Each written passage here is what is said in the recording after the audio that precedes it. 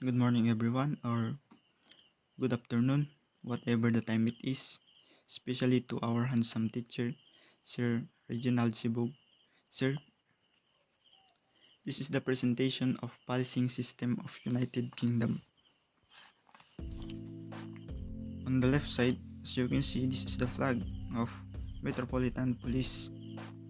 So, meron siyang crown, then bullet around the circle, and on the right side is the logo of Metropolitan Police, including their motto, working together for a safer London. This is the overview of our reports. Country, United Kingdom. Name of police agency, Metropolitan Police Service. While in our country is Philippine National Police. And their department, the Home Service. While in Philippines is the DILG or the Department of Interior, Local and Government. Their motto is working together to make London the safest major city in the world, while in the Philippines is to serve and to protect.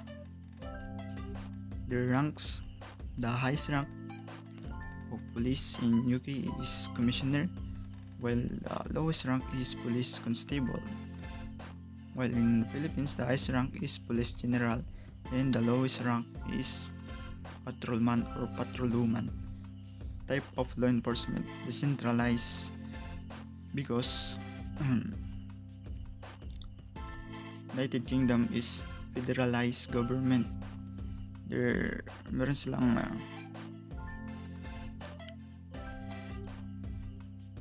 apat na agency, while in the Philippines there's only one agency, which is the Philippine National Police. Commissioner, head of MPS, assisted by Deputy Commissioner. Their estimated strength 153,290. History of United Kingdom. The United Kingdom is a constitutional monarchy and parliamentary democracy with a queen and parliamentary that has two houses, the House of the Lords and the House of the Commons. Supreme legislative power is vested in Parliament, which set for 5 years unless dissolved sooner. It consists of a group of islands of the northwest coast of Europe, and these include England, Scotland, Wales, and the North Ireland. In UK, law enforcement is organized at the level of administrative district, and England and Wales defined as the home office of the police force. The United Kingdom counts 52 police force, 43 in England and Wales, 8 in Scotland, 1 of in Northern Ireland. In addition, constitutional monarchy, it is a system of government in which a monarch shares power with a constitutionally organized government. Parliamentary democracy, it is a system of democratic governance of where the executive derive its democratic legitimacy from its ability to command the support of the legislature, typically Parliament, to which is accountable, and the House of the Lords.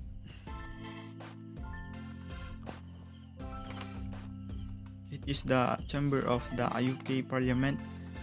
The Lord shares the task of making the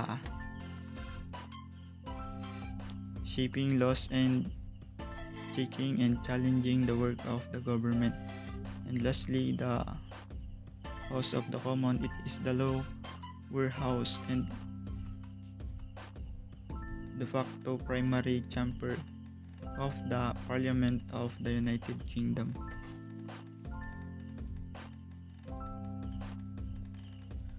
The Metropolitan Police Service was established in 1829 as the first of the modern police force. It is by far largest police service that operate in Greater London.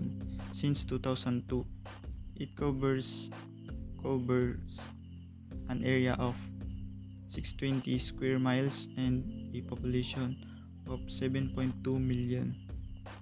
During the medieval and early modern period, policing was largely considered as the task for member of a local community. In every parish, there was a constable in town's house. Householders has a duty of watch and ward, and men were supposed to patrol their district as a night watchman. Gradually, this position began to be taken over by the working for payment, some forms respectable laborers.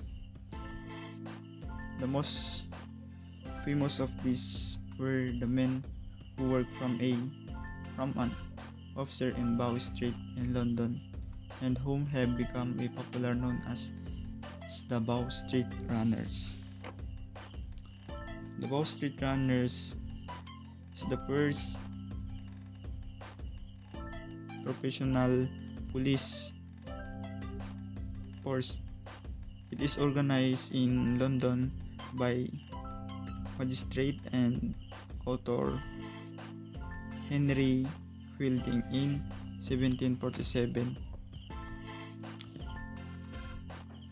Each of the 43 police force, varying size in England and Wales, is commanded by the Chief Constable. The Chief Constable for Metropolitan in London of the square miles of the city London are both known as Commissioner.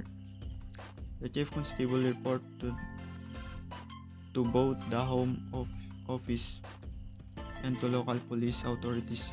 Since the mid-1990s, these police authorities have been usually made up of democratically elected councillors, three magistrates, and 5 others who are appointed by a complex process involving the Home Office. In 1829, Sir Robert Peel, as Home Secretary, established the Metropolitan Police in London. This was uniform police institution whose commissioners were directly to Home Secretary. Metropolitan Police Force. It is the force responsible for a police area that is also the capital of the United Kingdom.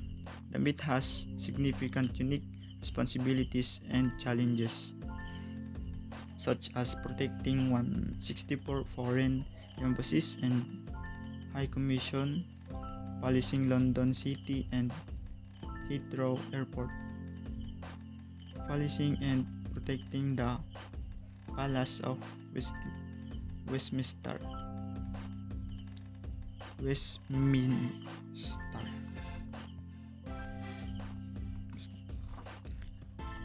And let's proceed to the branches of Metropolitan Police Service.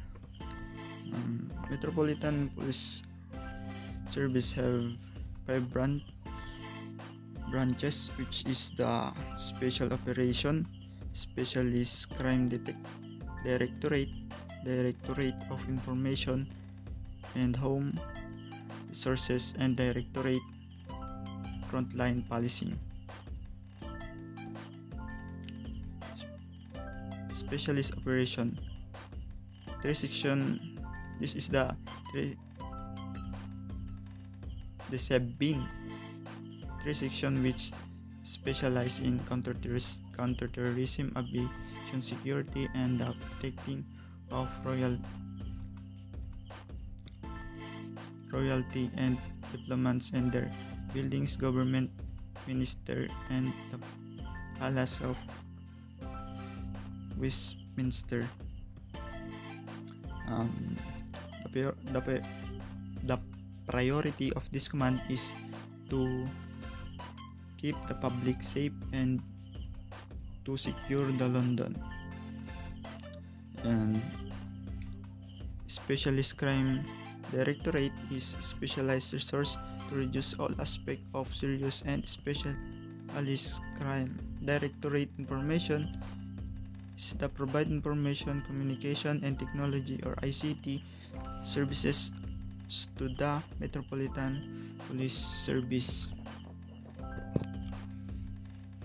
And Human Resources and Directorate, it is a responsible for all management, personnel, and training of police and civilian staff. And lastly, Frontline Policing.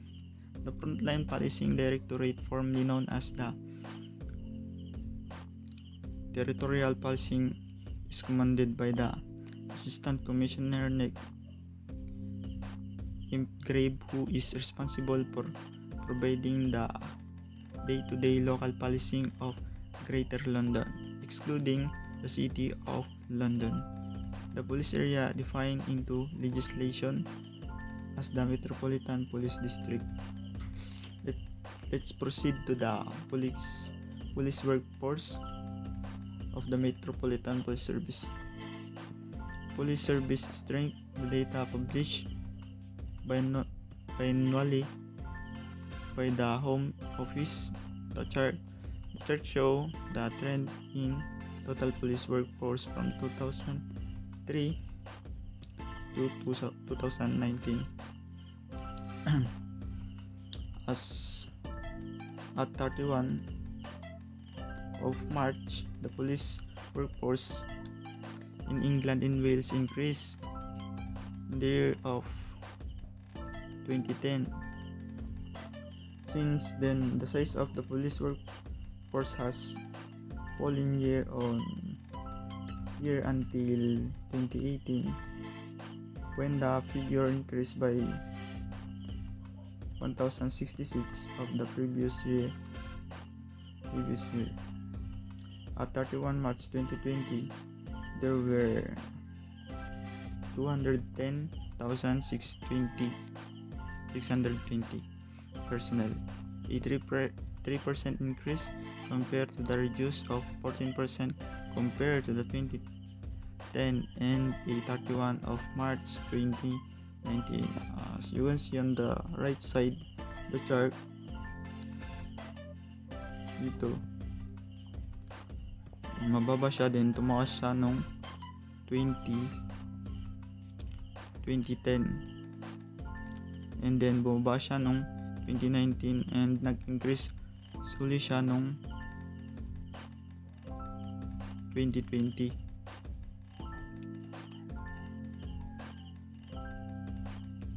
Let's proceed to the rank classification of Metropolitan Police. This is the rank classification. Metropolitan Police, City of London Police, and UK Forces. The highest rank of Metropolitan Police is Commissioner, same with City of London. Should be followed by Deputy Commissioner, Assistant Commissioner, Deputy Assistant Commissioner, Commander, Chief Superintendent, Superintendent, Chief Inspector, Inspector, Sergeant, and Constable. The lowest rank is Constable. And the UK Force, wala yung pangalawa, yung second to the highest, and the third is the Chief Constable. Should be followed by Deputy Constable, Assistant Chief Constable, Chief Superintendent, Superintendent, Chief Inspector, Inspector, Sergeant, and Constable. in the lowest rank of UK force.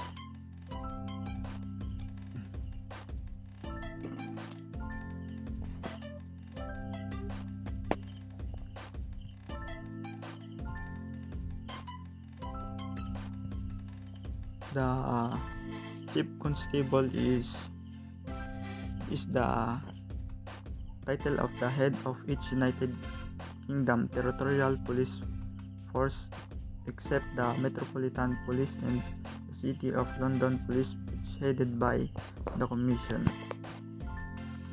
And this is the Great Britain Police ranks and insignia. As you can see, their highest rank, meron siyang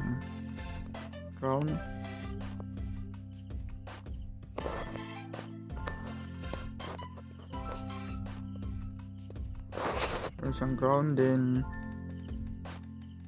swords sa baba, and deputy chief, 1 silver,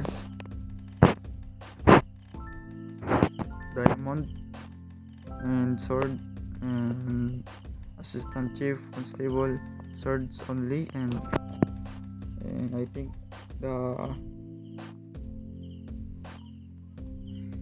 around of the sword is the laurel, same with the Philippine, yung nasa kapaligid ni Lapu-Lapu, yung badge. The chief superintendent, one crown and 1 silver, diamond, and their lowest rank is number only. And the pole weight are normally black with white swim or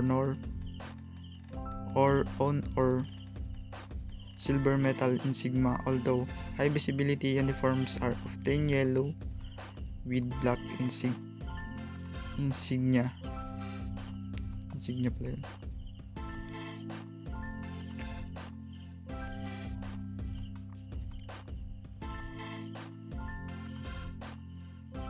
This is the City of London Police. Their highest rank is different. Their insignia in Great Britain Police rank, they are different in their insignia. So tignan nyo na lang. Dito gold yung diamond nya, doon is silver. And the Metropolitan Police rank is also different. Their pole weight insignia dito naging gold yung crown, then nag silver, meron siyang dalawang silver yung deputy commissioner, and lastly the police of Scotland. The police of Scotland is slightly different from the Metropolitan Police Force, London Police Force, police rank, and Great Britain ranks. Officer. Metropolitan Police officers have legal jurisdiction throughout all of England and Wales, including areas that have their own special police forces, such as the Ministry of Defence. As do all police officers of territorial police forces, officers also have limited powers in Scotland and Northern Ireland. With more than 43,000 officers and staff, the Met is the UK largest police service and had 25% of total police budget for England and Wales. As such, it requires considered structure and division of disciplines and skills, with the aim of maintaining finality, cohesive organization. Findings. Provisional data show that there were 137,704 officers in the territorial police forces in England and Wales as of March 31, 2021. This is increase of 9,270 officers on the adjusted baseline of 428,434 of these additional officers. 8,771 has been recruited from funding for the Police Upgrade Program and contribute towards the target of 20,000 by March 2023. And the further 4,999 additional officers has been recruited throughout other funding streams. The Metropolitan Police Service or MPS has only been allocated 1,369 add officers from the government. The need of MPS of at least 6,000 of the government's additional officers and 1,369 is not nearly enough. Priorities of Metropolitan Police Service. Number 1. Provide a local policing team in each electoral ward in London. Number 2. Combat terrorism and improve safety and security. Number 3. Develop an understanding of criminal networks to reduce the harm they cause to London. Number 4. Secure the safety of the transport network and the Olympic Games whilst ensuring the resilience to deal with the major incidents.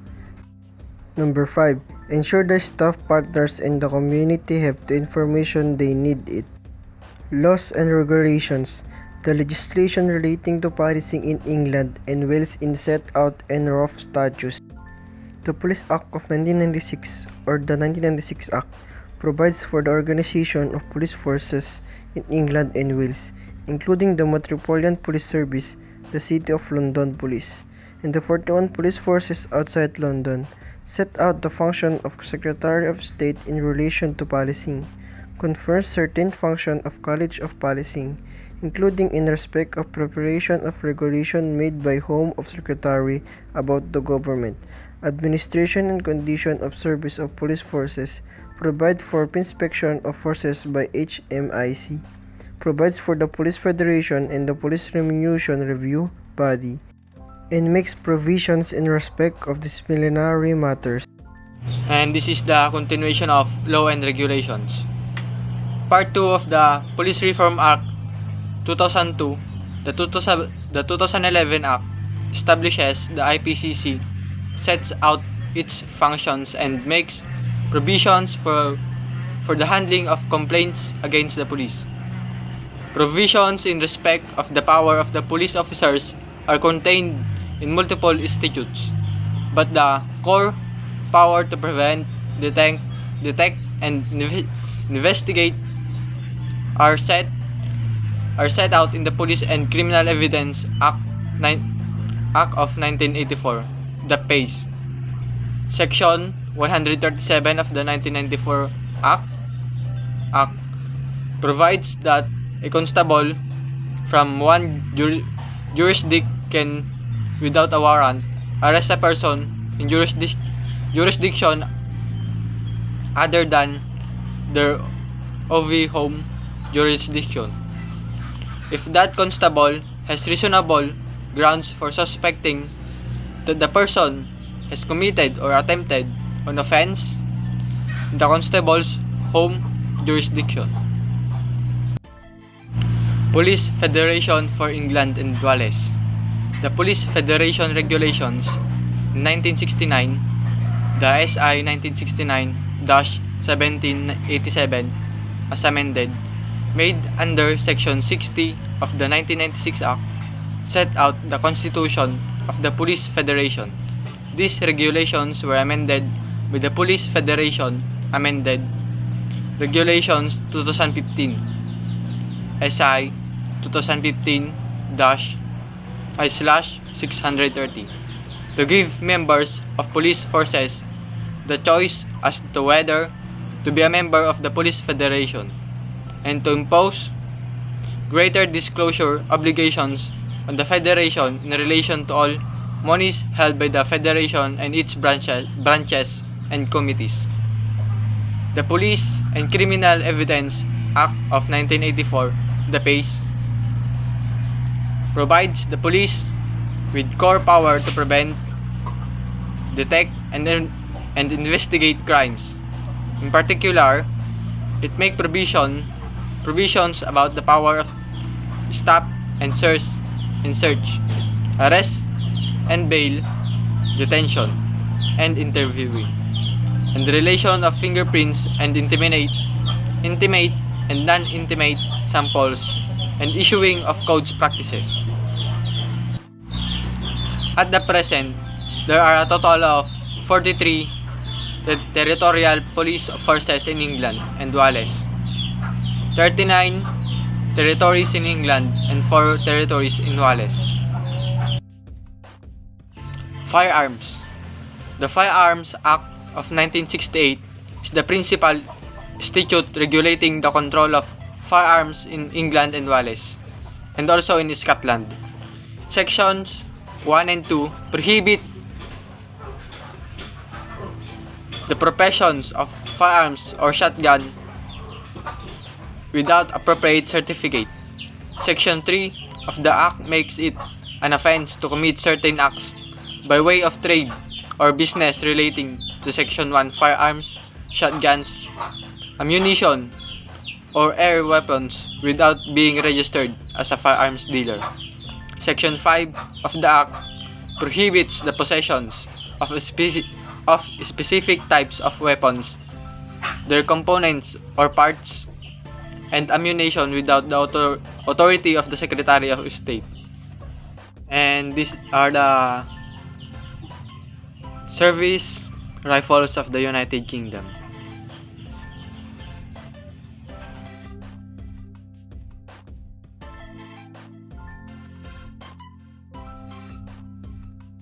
And this is the equipment: body armor, Glock pistol, tie, mobile phone, 2 radios, taser gun, belt, handcuff.